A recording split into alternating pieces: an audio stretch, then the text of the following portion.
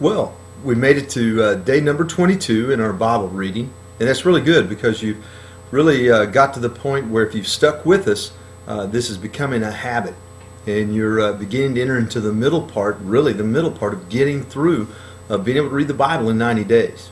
Today we're looking at 1 Samuel 28 through 2 Samuel 12, the end of King Saul's life. We've been able to look over the past day of reading about how David dealt with the fact that he had been anointed king and how he had to deal with King Saul still being the king. He learned and he used a lot of respect.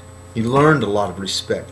Although his men around him many times didn't understand why David did the things he did, he stuck with what God had called him to do. At the end of this 1 Samuel, we see King Saul is killed.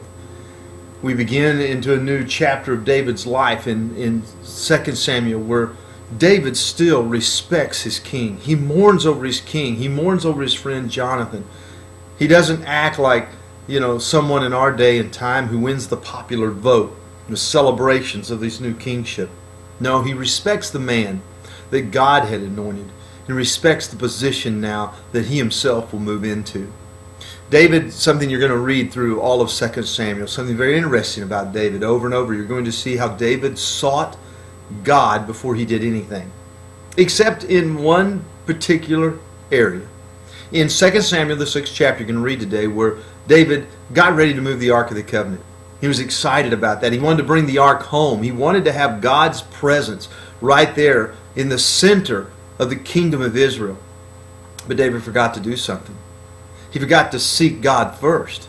David planned, and David's thoughts were right. He wanted to do something for God, but he forgot to seek God. As we read there, the ark began to sway back and forth, and a man named Uzzah reached up to touch the ark. When he reached up to touch the ark, God killed him. David mourned, and David wondered, what? Just like many of us, I think sometimes we wonder, God, I'm trying to do good. Why can this be going bad? God, in time, was able to speak to David that you need to do what I've asked you to do by the way I've asked you to do it. What's interesting, David went back and sought that. He looked in the law. He found out what God asked him to do. And he did that. They moved the ark to Jerusalem.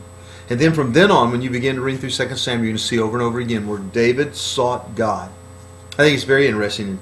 In 2 Samuel, the 8th chapter, as we close today with this devotional thought about our reading, it says in the 15th verse of 2 Samuel, the 8th chapter, so David reigned over all Israel and did what was just and right for all his people.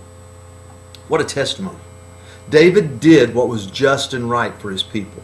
He did what God had called him to do. No matter what, he sought God.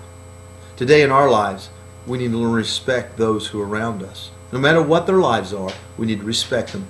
We need to do what God has called us to do in obedience to Him as a testimony of our lives.